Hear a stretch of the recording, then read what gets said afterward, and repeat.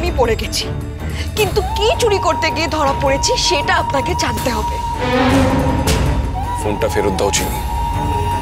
তুমি যা চুরি করতে গিয়ে ধরা পড়েছো তা আমি নিজের চোখে দেখেছি। না, সবসময় যেটুকু দেখা যায় সেইটুকু সত্যি হয় না। হ্যাঁ, আমি এই ঘরে এসেছিলাম, আলমারি খুলেছিলাম, কিন্তু টাকা গয়না চুরি করতে নয়। যেই ডায়েরি আর খাতাটা আমি ওই গানের ঘর থেকে নিয়ে এসেছিলাম, সেই ডায়েরি আর খাতাটা আমি এই আলমারির থেকে নিতে এসেছিলাম। আবার কথার খেলা। ওর কোনো কথা তুই বিশ্বাস করিস না দ্রোণ। আমি ওর এই সুন্দর মুখটাতে ভুলে ওর সব মিথ্যে বিশ্বাস করেছি, সব। তুই অন্তত করিস না। বিশ্বাস করবে, ঠিক বিশ্বাস করবে সবাই, যদি ওই ডায়েরিটা পড়া হয়। সময় নষ্ট করছো কেন তুমি দাদু ভাই? আমি বলছি তুমি পুলিশে খবর দাও। না, আগে ডায়েরি পড়া হোক, ওতে আমার মায়ের কথা আছে। এই তুমি চুপ করো তো। তোমার কথা অনুযায়ী সবাই চলবে নাকি? একটা মিথ্যেবাদী চোর মিথ্যে কথা বলছে চিনি, ডাহা মিথ্যে কথা বলছে। ওরকম পুরনো ডায়েরিতে কি লেখা থাকতে পারে? হ্যাঁ, ছোট মালিক আমার মরা মায়ের দিব্যি। আমি এই ঘরে শুধুমাত্র ডায়েরিটাই নিতে এসেছিলাম, আমার মায়ের খুনির মুখোশ খুলবো বলে। আমি আপনাদের সকলের সামনে এই ডায়েরিটা নিয়ে তবে ছাড়বো। আপনি দেখবেন। এই দেখুন,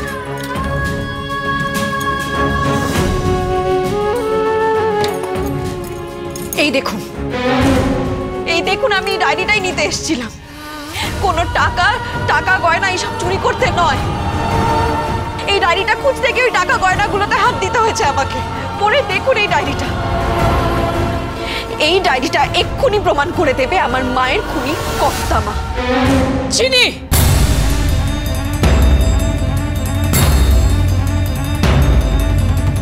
এসব কি বলছো তুমি? যা বলছি আমি একদম ঠিক বলছি। আপনি ডায়েরিটা পড়ে দেখুন, ছোট মালিক।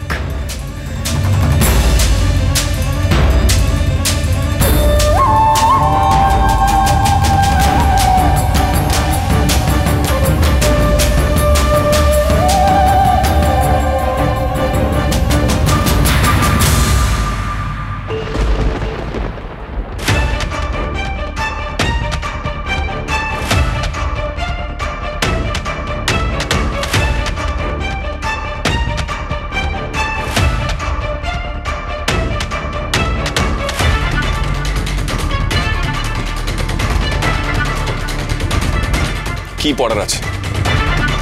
এতে তো পাতার পর পাতা শ্যামা সঙ্গীত লেখা।